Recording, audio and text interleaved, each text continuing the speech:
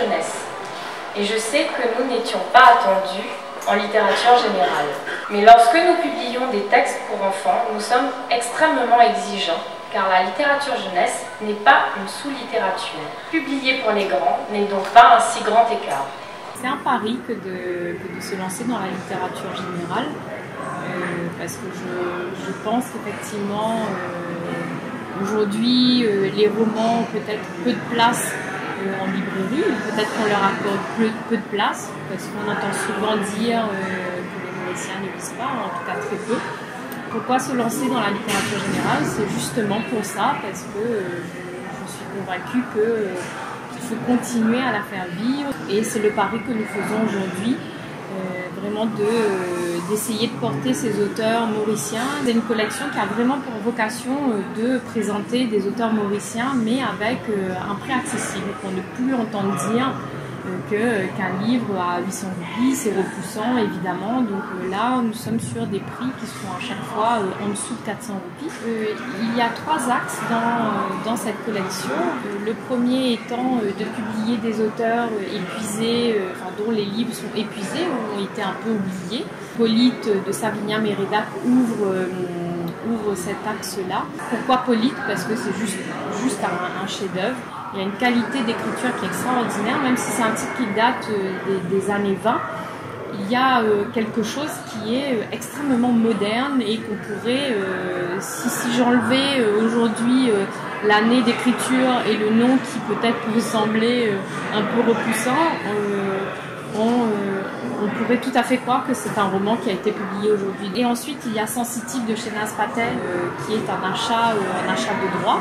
Les éditions de l'Olivier en France qui a publié d'abord ce texte, et aujourd'hui on a acheté les droits de ce livre pour qu'il puisse être republié à Maurice à un prix accessible. Et Sensitive est une vraie passerelle, un vrai pont entre la littérature jeunesse dans laquelle on s'est établi et cette nouvelle collection de littérature générale, puisque Shehnaz Patel est une de nos auteurs de littérature jeunesse avec qui nous avons fait 2 titres.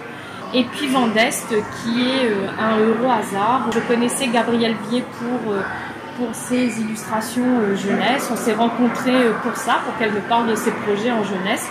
Et puis elle m'a fait part de son nouveau projet de roman que j'ai lu d'un bout à l'autre. Quand on lit un roman d'un bout à l'autre, vraiment sans s'arrêter, il y a une espèce d'urgence à le faire lire aux autres. Donc il semblait juste naturel et évident de lui donner une voix et une place dans cette collection.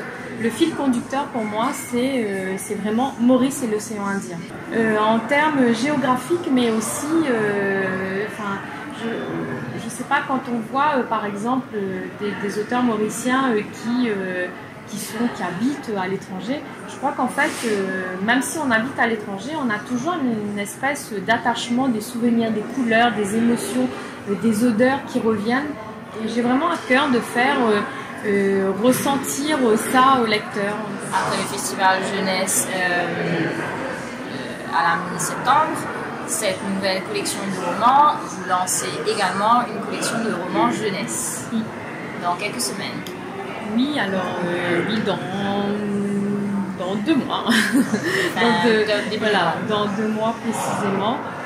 Et là, effectivement, on sort une collection de première lecture. Donc, c'est vraiment des romans dédiés aux enfants de 6 à 8 ans. En fait, il n'y a pas de collection locale dédiée aux tout petits. Et de ce qu'on m'a dit, ça n'existe pas non plus dans l'océan Indien. Comme on a vraiment pris le pari d'avoir des ouvrages de qualité, lorsqu'on arrive, les gens sont assez surpris puisqu'en fait, on a un standard plus européen dans la qualité de nos livres, mais évidemment avec une résonance africaine, mauricienne.